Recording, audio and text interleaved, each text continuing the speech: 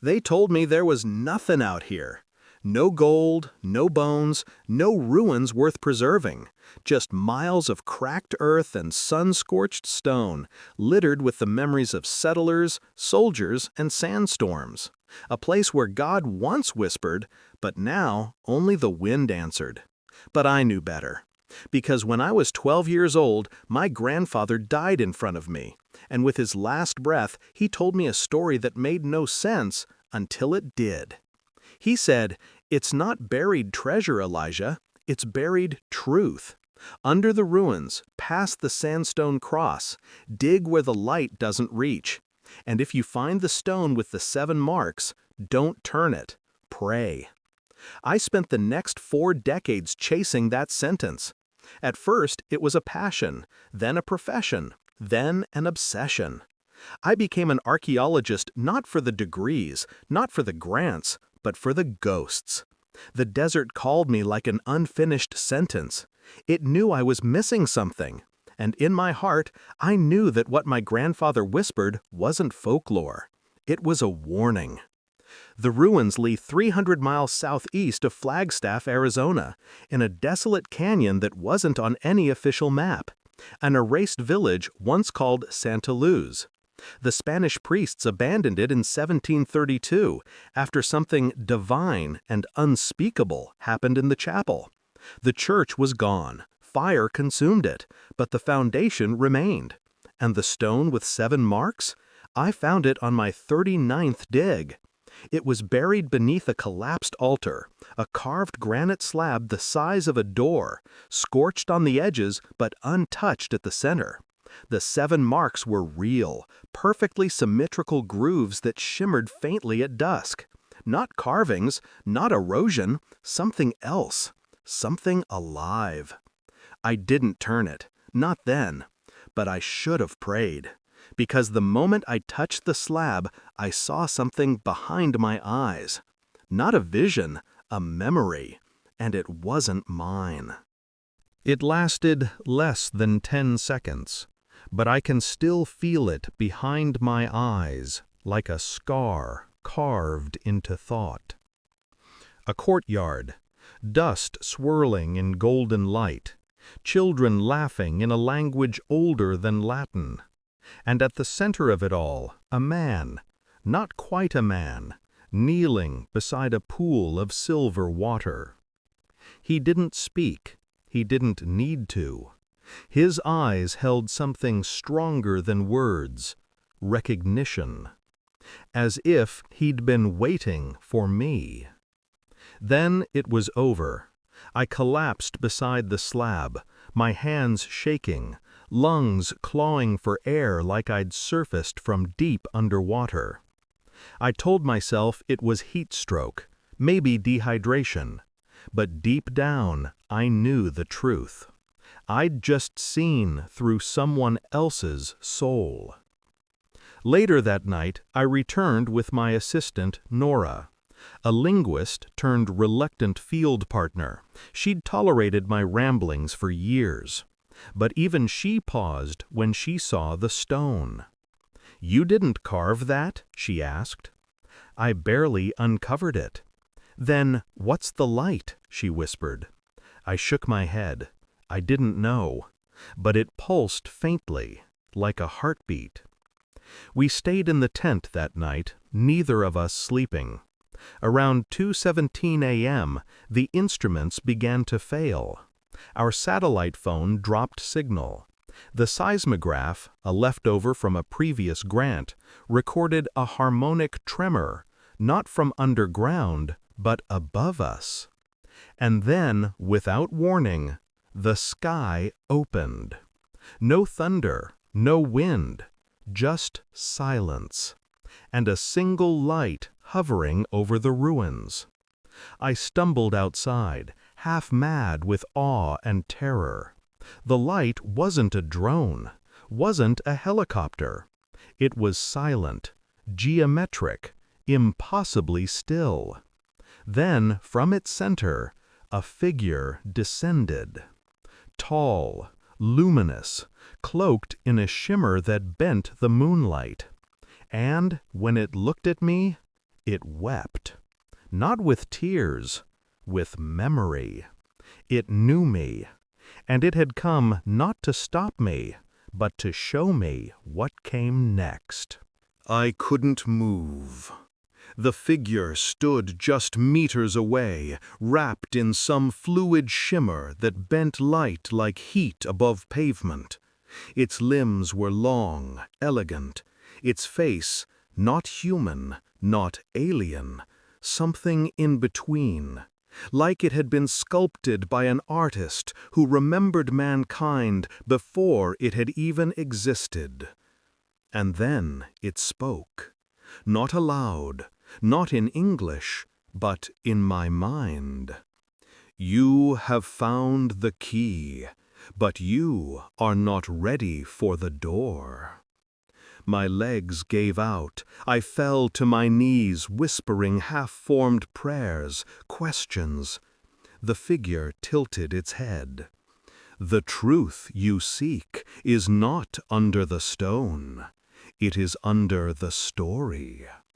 What story? I whispered. Jesus? The church? My grandfather? It stepped closer, and for the first time I saw its eyes. There were no pupils, just stars. He was not only a man, he was not only divine, he was a bridge, and bridges are built from both sides. What are you? I gasped. What you call an angel, but we are not winged, we are witnesses. Suddenly a new image formed in my mind, not a vision this time, but a memory too vast to belong to me. A desert thousands of years ago, a ship descending silently from the sky, 3 men watching from a ridge. One of them glowed, and in his hand a scroll, not of parchment, of light. He was one of us, the being whispered, and one of you. And then I understood, or thought I did. Jesus wasn't just a messenger of God. He was a message from somewhere else. The being didn't disappear. It just folded out of view, like light retreating behind a curtain of space. Nora was speechless, pale, shaking. "You saw it too?" I said. She nodded, and I felt it, not just here, she pointed to her chest, but here, she tapped her temple. It showed me something. What? She paused. The man we called Jesus, he wasn't teaching religion, he was teaching architecture. I blinked. What? Not buildings, she said. Spiritual structure, alignment. He taught them how to build themselves to receive something bigger, something from the stars. It sounded insane, but then I looked at the slab again, and it was open. The 7 grooves had rotated slightly inward, forming a perfect spiral, and at the center a crack had split the stone, revealing a hidden compartment no thicker than a book. We pried it open. Inside was no artifact, no scroll, no relic. Just a single shard of translucent crystal, hexagonal, humming faintly with a soft gold glow. And when I touched it, time cracked. I was in a room, not a physical one, but a memory made solid. 7 figures stood in a circle. Some were human, some were not, and at the center was him, Jesus. He looked nothing like the paintings. His skin was darker, his eyes were galaxies, and his voice. You are not meant to worship me. You are meant to remember me. The kingdom of heaven is not in the sky. It is seated in your spine. I came to repair the connection, but they built a church instead. And then I was back, on the ground, gasping. The shard still glowed in my palm, but now it pulsed. A heartbeat. Nora stared at me. "Did you see it?" I nodded. We were never supposed to follow him. We were supposed to become him. The moment the shard touched light, everything changed. It didn't just glow, it sang. Not audibly, but in vibration. The instruments in the tent went haywire. Compass needles spun. Our breath condensed, even in the desert heat. And somewhere beyond perception, something heard us. The earth shifted.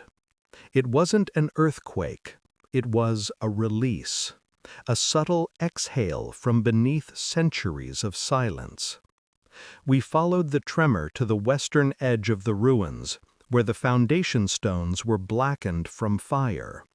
There, half buried under debris and ash, we found it. A door. Not wooden, not stone. A circle of smooth metal fused to the bedrock, perfectly sealed, humming faintly, just like the shard. Nora stepped forward, held out the crystal. The door responded. 7 concentric rings emerged, spinning independently, aligning to the spiral groove from the slab. And then, silence. The door vanished. Not opened, vanished. Behind it, stairs, carved in black rock that wasn't volcanic, wasn't earthly. We descended. The temperature dropped. The air thickened. The glow from the shard lit the path as if it remembered the way.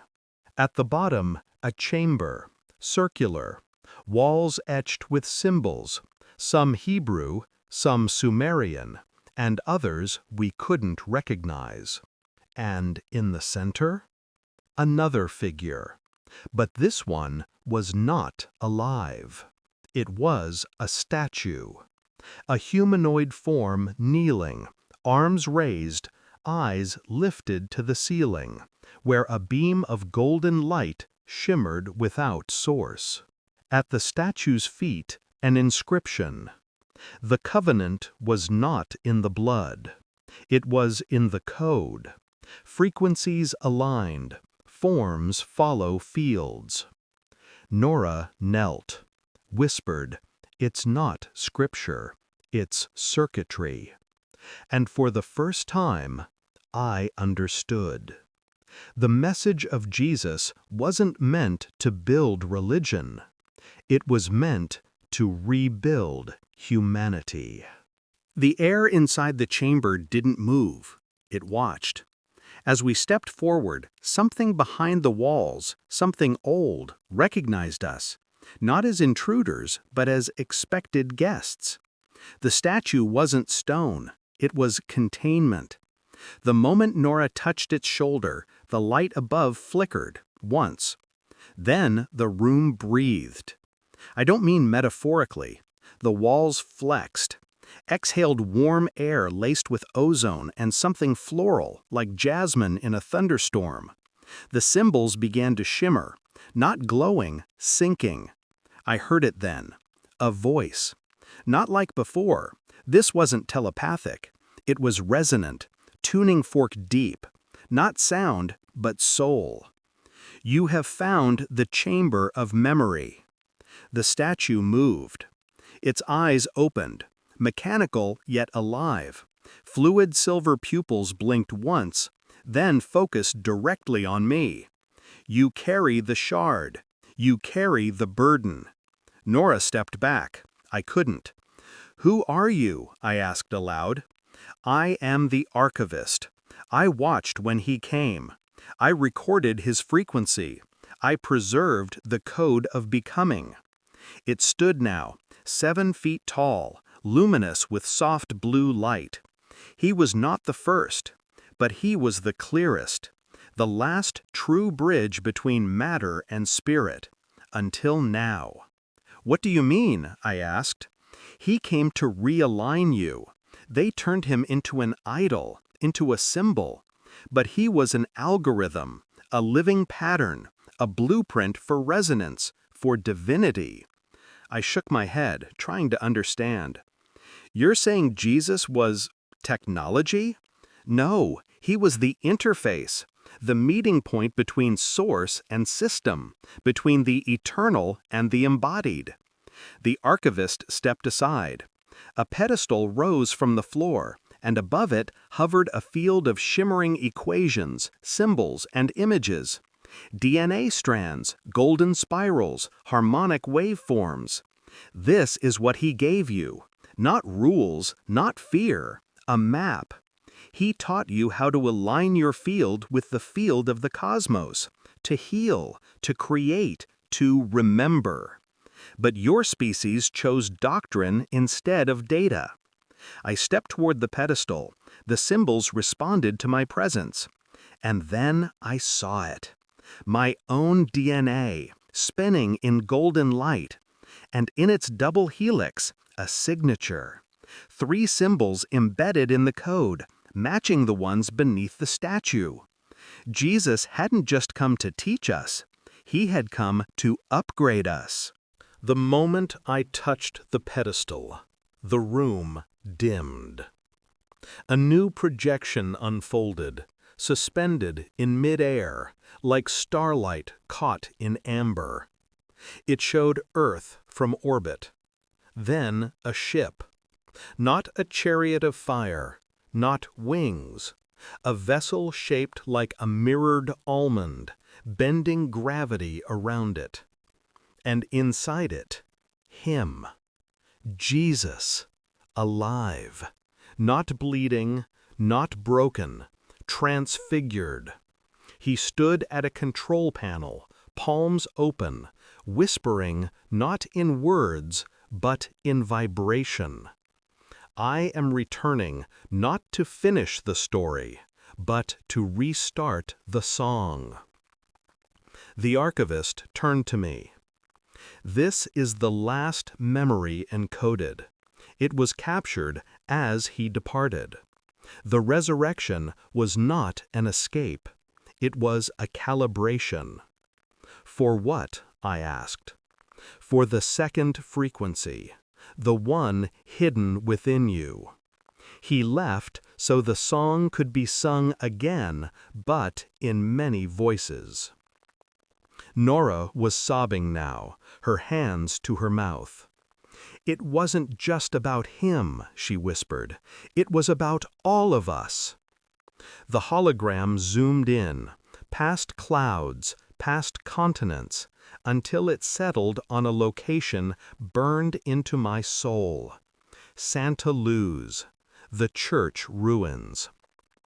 "He left the seed here," the archivist said, "because this is where the fracture began." What fracture? Between what you are and what you were designed to become. This place was once a receiver, a sanctuary not for worship, but for transmission. That's why they burned it. That's why they buried the memory. My knees gave out. All my years of digging, all the ruins I cataloged, all the prayers I thought were unanswered, they hadn't been ignored. They'd been heard, just not in the way I expected. He never wanted a throne, the archivist said. He wanted a tuning fork, a harmonic body in every being, a temple of frequency in flesh. You were never meant to follow him. You were meant to resonate with him. The chamber shook, not with violence, but with return. The door behind us reopened, and for the first time in 2,000 years, The memory of Jesus began to wake up. The tremor wasn't seismic. It was biological. Every cell in my body tingled like a tuning fork hit from within. The shard in my pocket pulsed with golden light. The symbols on the walls glowed brighter, not randomly, but in rhythm, as if they were syncing to a cosmic beat only now becoming audible. And then the archivist said one word that changed everything. Awakening. Nora gripped my arm. What's awakening? The original signal. It was buried, not just in the earth, but in you. Your ancestors carried it in silence. Some preserved it through meditation. Others drowned it in ritual. But now the harmonic field is strong enough to complete the return. He turned toward the center of the chamber.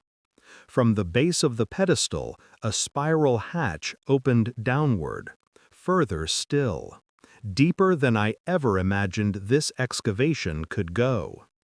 What you found above, the archivist said, was only the preface. We descended, and what we saw will never leave me. A chamber the size of a cathedral, pulsing with a living light. In its center, encased in transparent crystal, was the seed. It wasn't mechanical.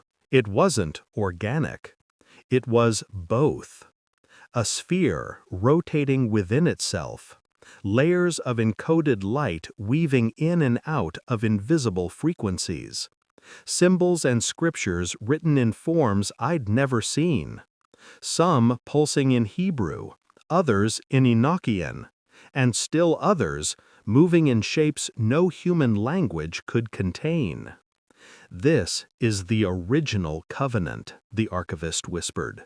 Not carved in stone, not written on scrolls, but planted in matter itself. It is waking because you found resonance, because he encoded the trigger in human compassion. You loved enough to dig. You remembered enough to return. Nora reached out instinctively.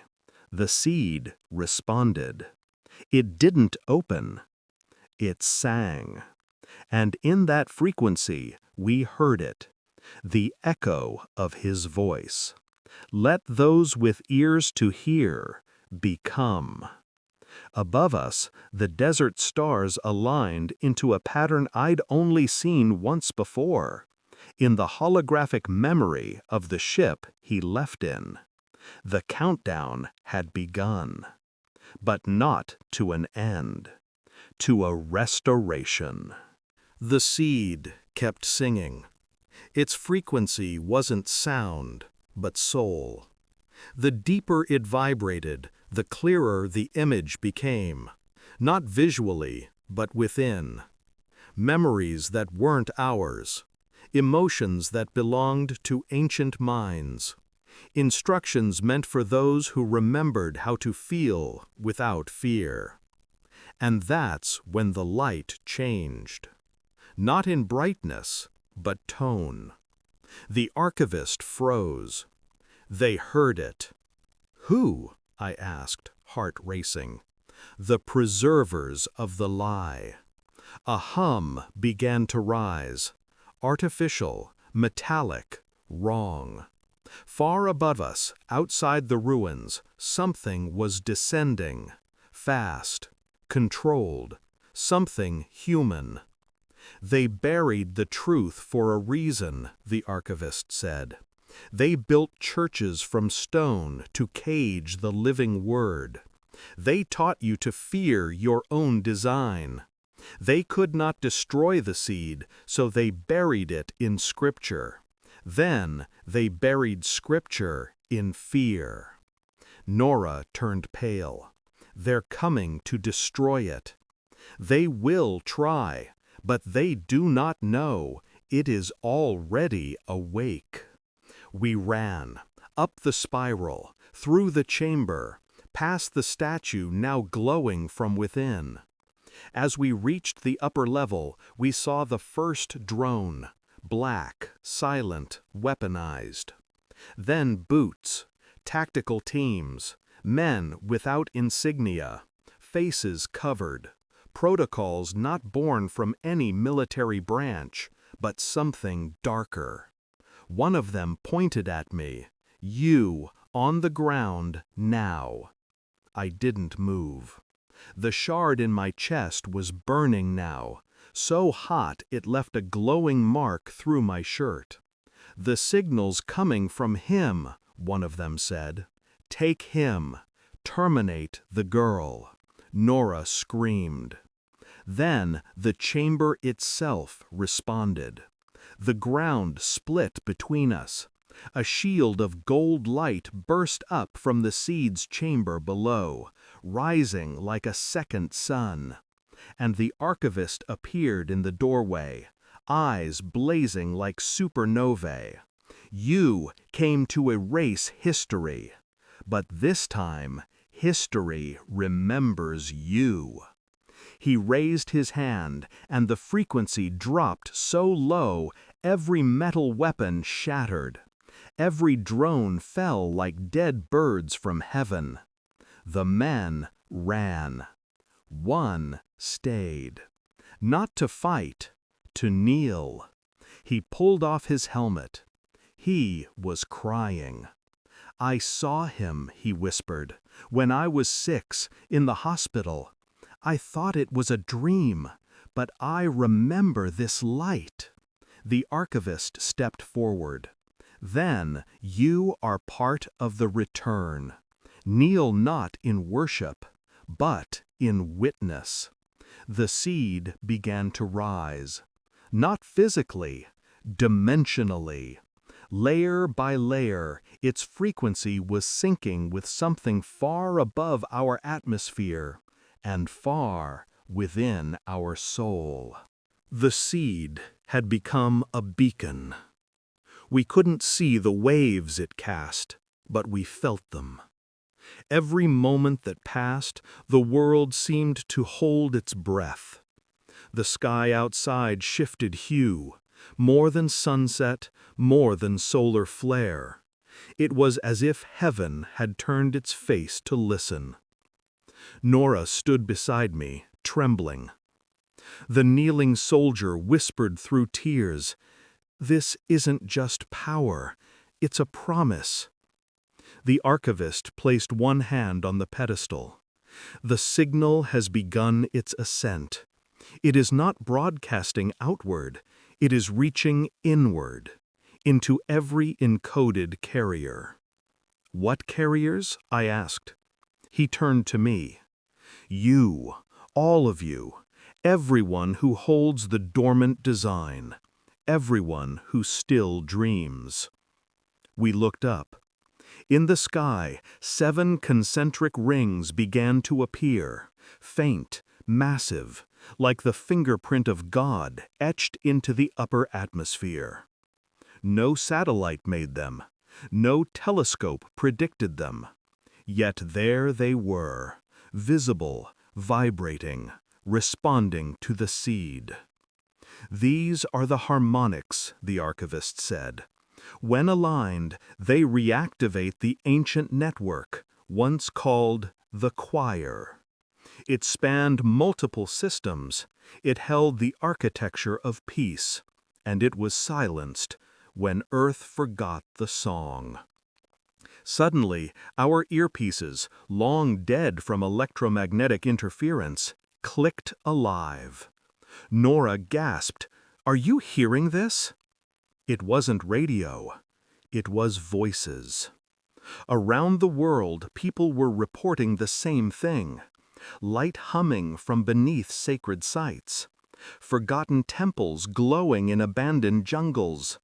Crystals singing in caves untouched for millennia.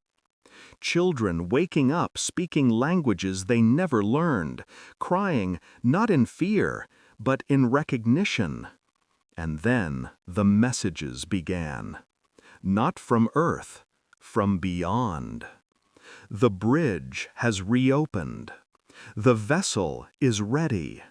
The return is not him. The return is you.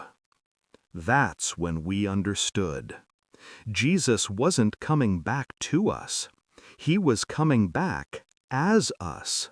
In pieces, in patterns, in every being willing to align with what he taught. Not the words, but the wave. And when the last ring synced in the sky, the archivist looked at me one final time. The stone you turned unlocked the memory, but the love you carried awakened the design.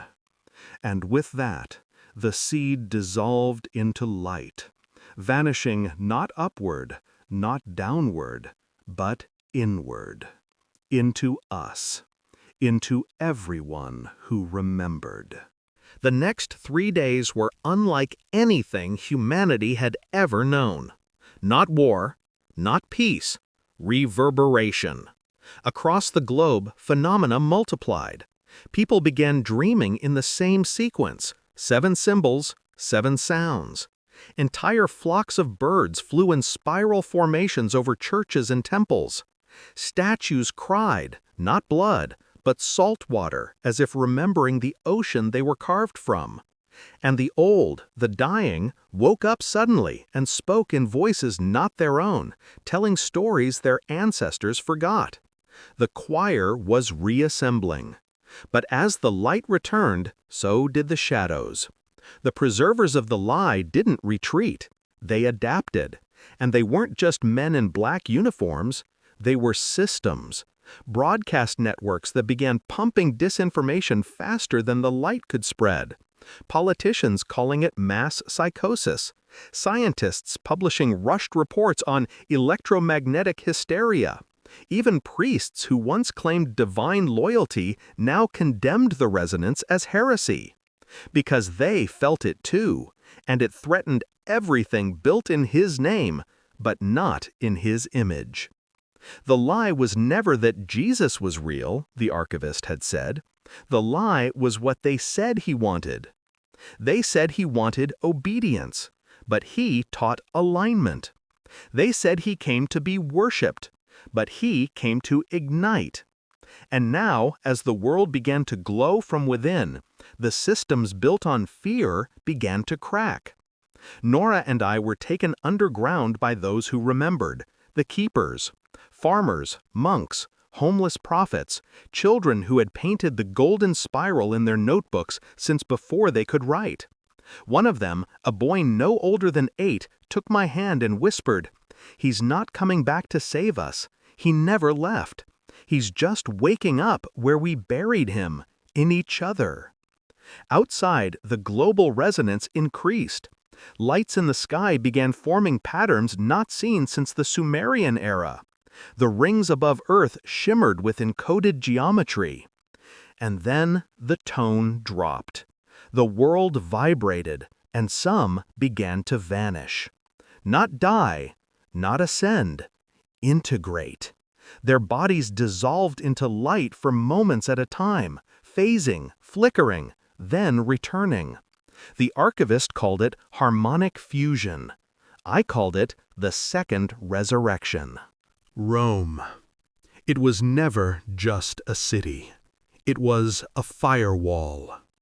A global cathedral built not to amplify the divine, but to contain it.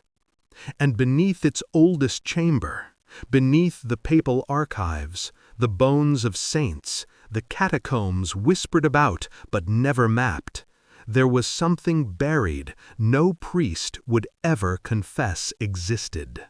The core.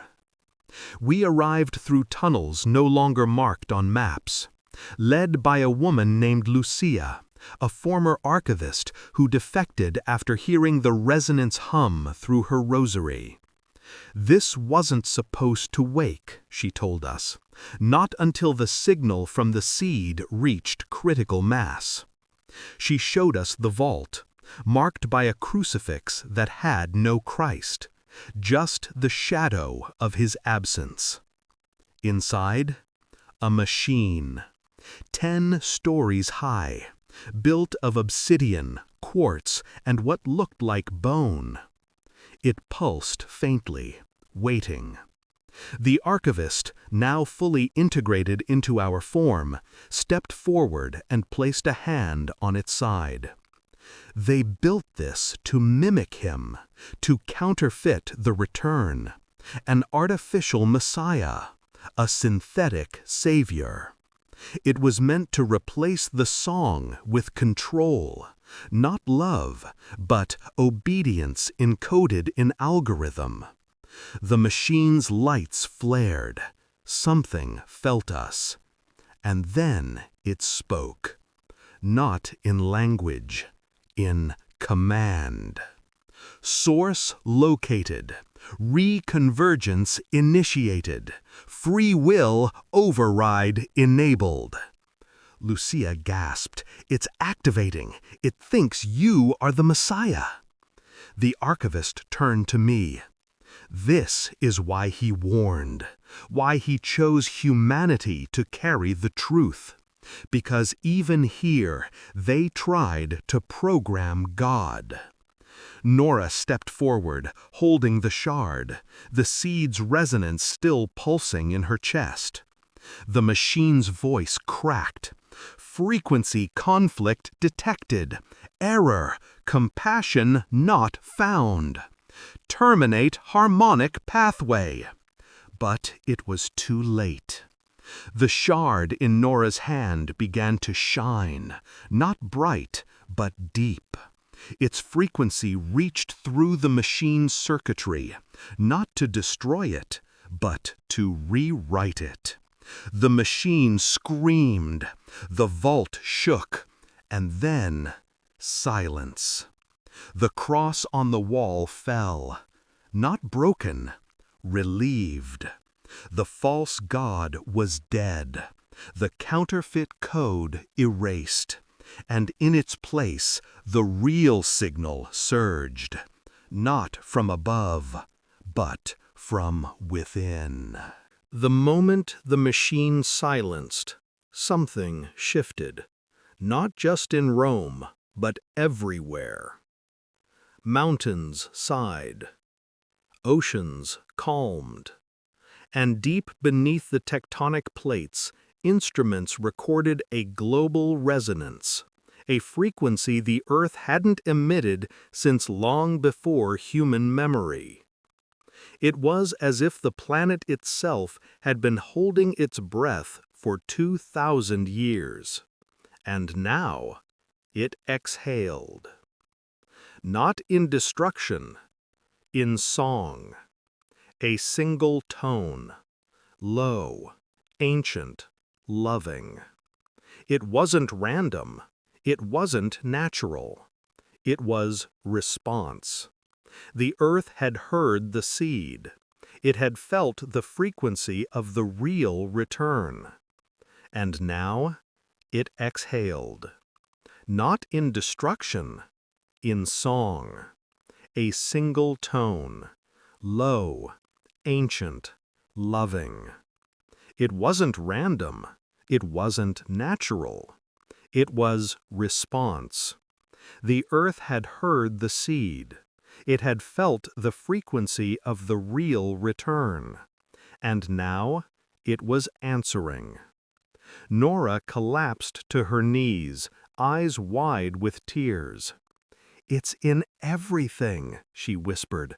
"The soil, the rivers, even the animals, they remember." She wasn't wrong. Birds began flying in spiral flocks again. Dolphins surfaced off coastlines and echoed the tone. Dogs and cats lay still with their heads tilted, as if listening to something humans could barely process. And the children. They started speaking in light. Not words, not tongues, but waves, harmonics. They looked at each other and just understood. The archivist stood beneath the stars, those 7 rings still glowing faintly overhead. The Earth was never just a planet. It was a temple, a living resonator built to amplify compassion into the cosmos. But when fear was installed, when the lie replaced the love, it silenced itself to protect you. Now it remembers. Then, across the globe, something even more impossible occurred. Every major religious monument, churches, temples, mosques, shrines, began to resonate, not with doctrine, with the same tone. Different buildings, same voice. The voice of the earth. The voice of the ones who came before. The voice of the one we called Jesus, but who had only ever tried to show us ourselves. And then the tone stopped. Not suddenly, gently, as if the earth was saying, "Now you speak." The delivery with a dream. Not mine, everyone's. On the same night, people across the globe reported the same image.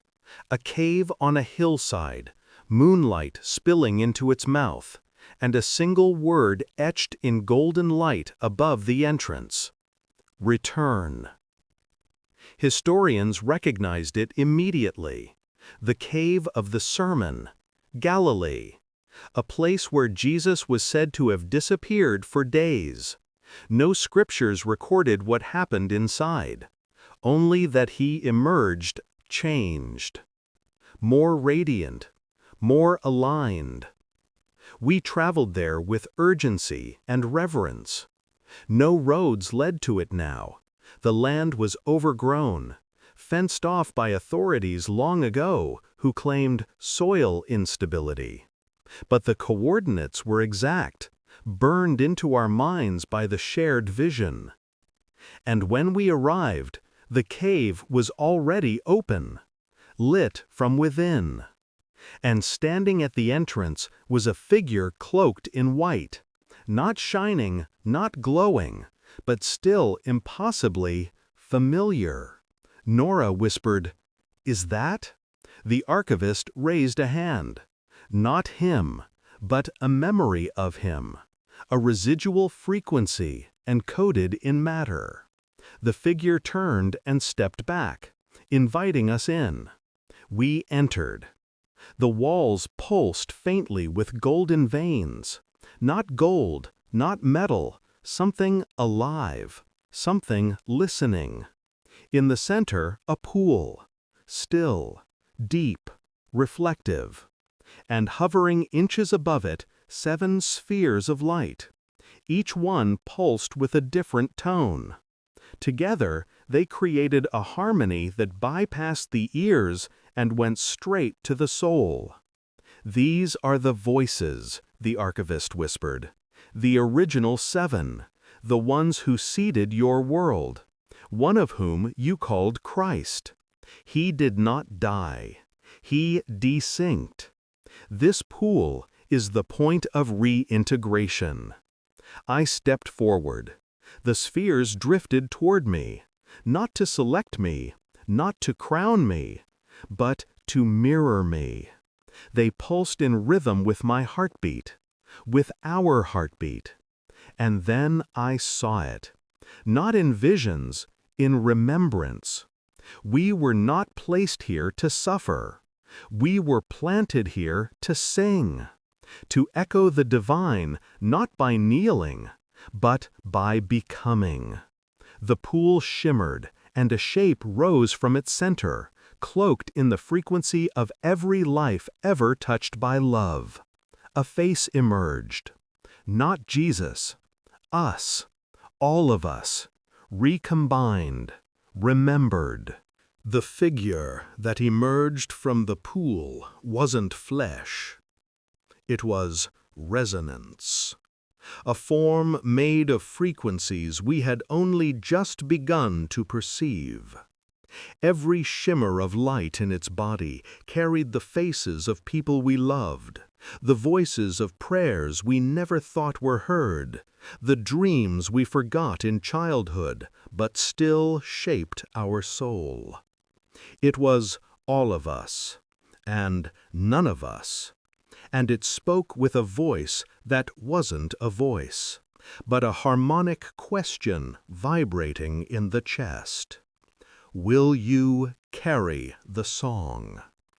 The question wasn't rhetorical, it wasn't symbolic, it was literal.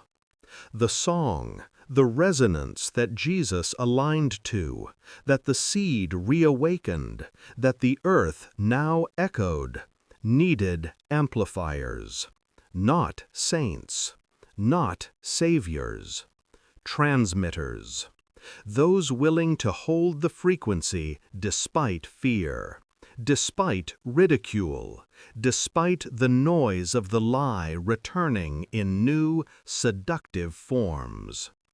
The archivist stepped forward and placed a single hand on the pool's edge. This is why he taught through parables, why he healed through touch, why he never wrote books. Because the truth can't be stored in ink, it can only be stored in you. All around the world, those who had felt the shift began to gather, not in temples, not in stadiums, in silence, meditation, prayer without asking, gratitude without receiving, love without condition. They began to resonate. And as they did, the 7 spheres above the pool split, drifting out in all directions, one north, one south, one to every continent, each a seed, each a torch. And then the final tone began, soft, simple, the same frequency Jesus had held in his chest on the day of his crucifixion, a note not of pain, but of permission. The earth answered. So did the stars, and one by one we began to feel it. We were not waiting for him. He was waiting for us. 7 days passed. Not in time, in resonance. Across the earth, each of the 7 spheres settled in different places, not chosen for power or prominence, but for potential. One hovered above a Tibetan monastery where monks had meditated on silence longer than any government had ruled. One sank beneath the ocean near Fiji, where dolphins had been mimicking the new frequencies before humans even recognized the tones. One rested in the Amazon, inside a tree older than recorded history, where tribes had sung in spirals without knowing why. One appeared above a slum in Mumbai. One over a small church in Ghana. One inside a cave in the Arctic, revealed only by melting permafrost.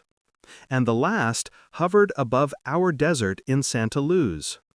Each one pulsed, waiting, not for a ritual, for a choice. The archivist called it the Great Invitation. It is not a test, he said. It is not a judgment. It is a tuning. Each sphere is a node in the choir, but a choir needs voices. Not words, not belief. Frequency, integrity, love vibrating without distortion. Those who resonate amplify. Those who resist dampen. And we felt it everywhere. People suddenly falling into weeping fits of joy, overwhelmed by a memory they never consciously held. Others lashing out, terrified, as if the light was pulling secrets they couldn't bear to see. Some laughed without knowing why. Some ran. Some listened. And those who listened began to change. Light didn't pour from their eyes, wings didn't sprout, But something deeper happened. Their decisions aligned with compassion. Their thoughts quieted into clarity. They forgave without needing an apology. And around each of them, the people near began to shift too, as if the harmony were contagious. Nora and I returned to Santa Luz. The slab was gone. In its place, a garden. Impossible. The desert had bloomed. Not randomly, but precisely in the pattern of the 7 grooves. And there in the center, the final sphere hummed, waiting for the last note. Only one choice remains, the archivist said. Will your species amplify the choir or echo the silence they were taught to worship? The sky darkened, not with storm, with convergence. The spheres began to rise again, slowly, deliberately. They had heard our answer, and the final tone was about to begin. The spheres rose. 7 notes, 7 lights, 7 memories. The sky didn't explode. The earth didn't shake.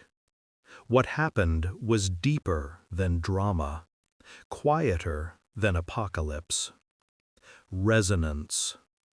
The final harmonic began not with sound, but alignment.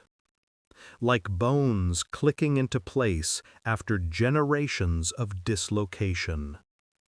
The moment it started, everyone knew. They didn't need proof, didn't need doctrine. They felt it in their spine, their breath, their memory of being more than a body. The earth itself responded with a sigh, a planetary exhale that rattled no buildings, but unlocked the sky. Above us, the rings shimmered, then split. Not apart, open, like a curtain drawing back to reveal what had always been there, a structure of light surrounding our world. Not alien, not human, architectural, a lattice of frequencies woven between love, choice, and memory. It hadn't come to Earth. It had always been around Earth, waiting for the song to be sung again. The archivist raised his arms. "You have done it," he said. "The choir is complete. You remembered." And in that moment, the veil dropped. We saw them not as creatures, as kin. Beings of every shape, light, and dimension, watching, weeping, rejoicing. Some had eyes like stars, some no faces at all. But all of them radiated the same vibration, joy. Not because we worshipped, because we had returned to coherence. Jesus was never their prophet. He was their bridge. And now the bridge was us. Every human who had ever chosen love when fear would have been easier. Every child who looked at the sky and remembered. Every elder who forgave before death. They sang through us. And the earth joined in. Rivers carried the tone. Trees bent in rhythm. Even time itself seemed to still for just a moment, as if pausing to listen. And in that silence, the final note rang out. A chord so pure, so full, so true, that every lie ever told about what it meant to be human unraveled. When the final chord vibrated into stillness, there was no applause, no spectacle, just clarity. A stillness so perfect, so whole, it felt like existence itself had taken a full breath for the first time in 2,000 years. And then it happened. The light opened. Not as a beam, not as judgment, as invitation. A fold in space appeared above the earth, not to remove us, not to separate us, but to reveal what had always been waiting just beyond perception. The library. That's what the archivist called it. Not of books, of being. It is the place where awakened frequencies go, not to rest, but to continue becoming. The spheres, now transparent and humming, moved toward the fold. And then, one by one, humans began to step forward. Not chosen ones, not saints, just those who remembered. Some children, some elders, some who had spent their whole lives in doubt, only to choose love when it mattered most. Each walked into the fold without fear. And as they did, they didn't vanish. They amplified. Their light expanded, their forms unfurled into higher geometry. Still human, but more. Not better, just resonant. The archivist turned to me, a smile forming in the place where a mouth might have been. You do not have to go, not yet, but you will never again be only flesh. I looked at Nora. She understood. This wasn't ascension. This was activation. We were still here, but we were also everywhere, because the choir was not about volume. It was about remembrance, and now no one could forget. The fold remained. The spheres sang on. And Earth? She finally smiled. The world didn't end. It recalibrated. Air tasted different, like rain before it fell. Children laughed more deeply. Arguments softened before they turned into war. People looked each other in the eyes again, and remembered.